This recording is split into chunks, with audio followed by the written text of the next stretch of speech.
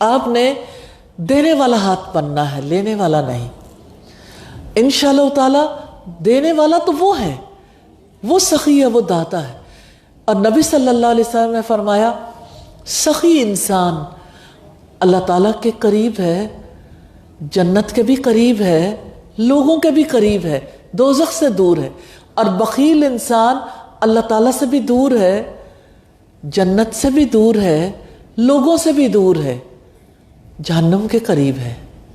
تو اب آپ دیکھ لیں، دو میں سے ایک چوائس، سخی بننا یا بخیل۔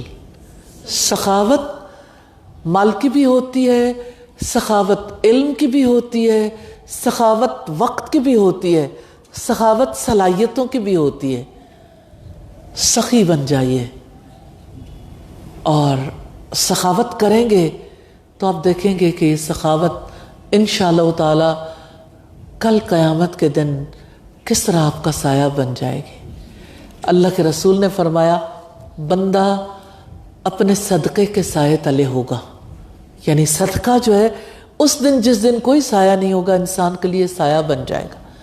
اور اللہ سبحانہ تعالیٰ نے فرمایا کس طرح سے اپنے رسول کی زبان سے ہمیں سکھایا کہ صدقہ اللہ کے غضب کو بجھا دیتا۔ تو یہ صدقہ کرنے سے انشاءاللہ تعالی یہ سلسلہ اور زیادہ آگے بڑھے گا اللہ تعالیٰ کے فضل و کرم سے۔ جن لوگوں نے قرآن پڑھا ان سے کہنا چاہتی ہوں اپنے تک لمیٹڈ نہ رکھیے گا، ورنہ اللہ کے رسول نے فرمایا یہ قرآن اس طرح سے انسان سے دور ہو جاتا ہے، اس کے سینے سے نکل جاتا ہے جیسے باڑے میں بندھا ہوا اونٹ رسی توڑا کے بھاگتا ہے۔ تو اس قرآن کے لیے تو محنت کرنی پڑتی ہے۔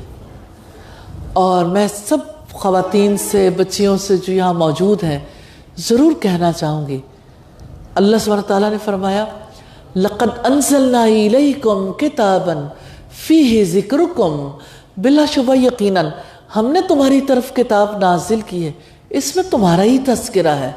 افلا تعقلون، کیا تم سمجھتے نہیں ہو؟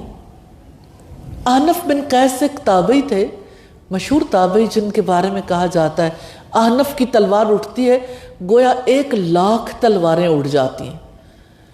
احنف نے مسجد سے یہ آیت جب سنی، انہوں نے سوچا اللہ کی کتاب میں میرا ذکر موجود ہے، میں اس کتاب کو پڑھوں گا اور دیکھوں گا میں کہاں ہوں۔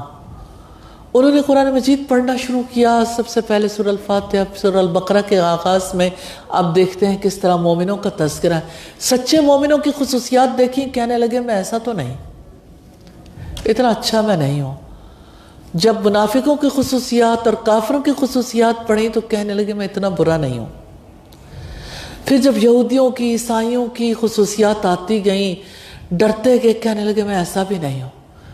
10ویں پارے تک پہنچ گئے، سورۃ توبہ پر پہنچے اور انہوں نے یہ آیت پڑھی خلطوا عملا صالحا وآخر سیئا، انہوں نے اپنے اچھے اور برے اعمال ملا دیے، کہنے لگے ہاں میں ایسا ہی ہوں، میں نیکی کرتا ہوں مجھ سے پھر غلطی ہو جاتی ہے، میں غلطی کر کے توبہ کرتا ہوں، پھر نیک کام کرتا ہوں، پھر میرے سے غلطی ہو جاتی ہے۔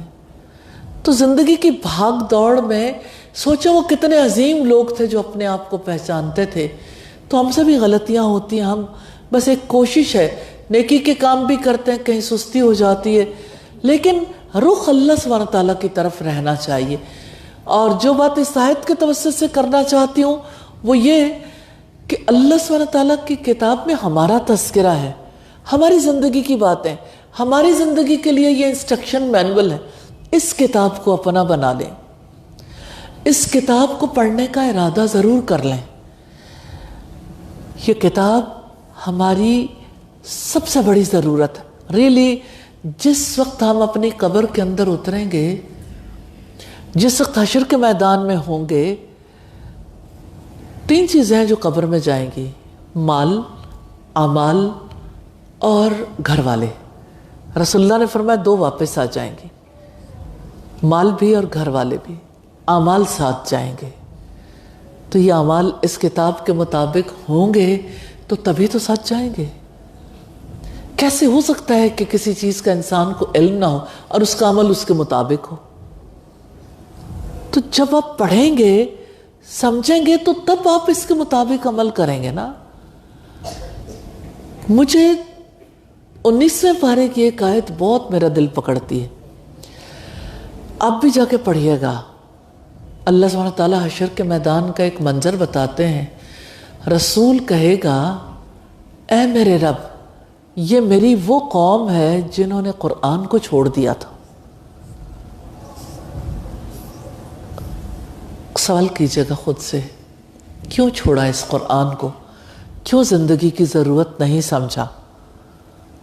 آخر کب تک قرآن سے بھاگتے بھاگتے زندگی گزارتے رہیں گے؟ زندگی کی کتاب کے بغیر زندگی ہی گزار دی. تو اللہ کے رسول نے فرمایا یہ قرآن یا تو تمہارے حق میں سفارشی بنے گا یا تمہارے خلاف گواہ بنے گا. اس قرآن کو اپنے حق میں سفارشی بنا لیں.